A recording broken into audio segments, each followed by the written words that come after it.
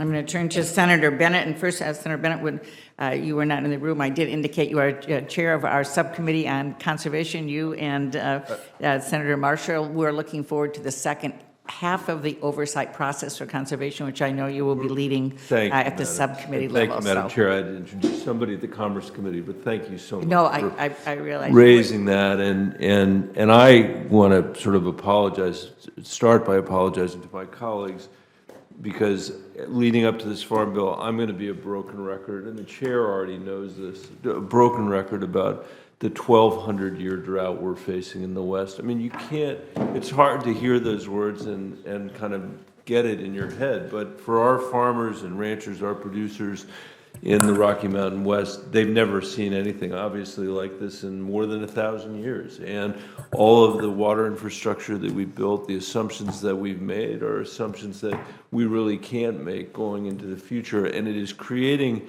in our producers a real sense that we've got to look at our federal ag programs kind of root and branch to understand how they can better serve the people that we're trying to serve. And so it's in that context that I approach this Farm Bill. Obviously, we've got huge labor constraints and other kinds of things too, but I think a lot when I sit around this table about the people that have sat around this table in past years, you know, the folks that put price supports in and other incentives in during World War I to feed our troops, you know, which was really, really important to do, but broke up a bunch of land that maybe shouldn't have been broken up. And then we went through the process of learning from the Dust Bowl, which resulted from that. And of course, eastern Colorado really was the epicenter for that Dust Bowl. And then we developed programs like CRP. I mean, there are others, but Administrator Ducheneau, this is a long-winded introduction to a question for you. You know, like CRP, where we had all the best intentions. This, you know,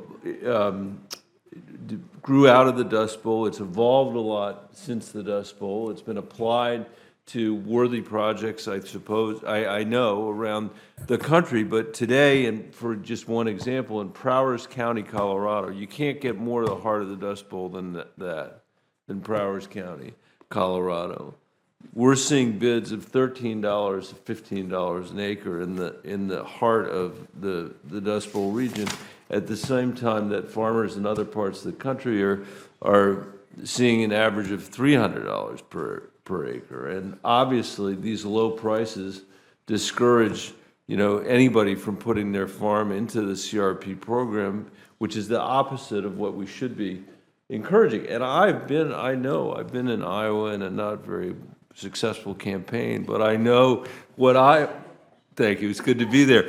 I know what the farmers there are facing, and I don't want to take anything away from them. But I also know that in Colorado we are facing those kind of Dust Bowl conditions again, and $13 an acre is just not going to achieve the policy objective that CRP wants. So, Administrator Ducheneau, I wonder if you could talk a little bit about these misaligned incentives and ask you whether you'd be willing to, as we get into this next Farm Bill, to work with me and to work with others on this committee to better reflect the reality of the situation that we're all confronting in the American West.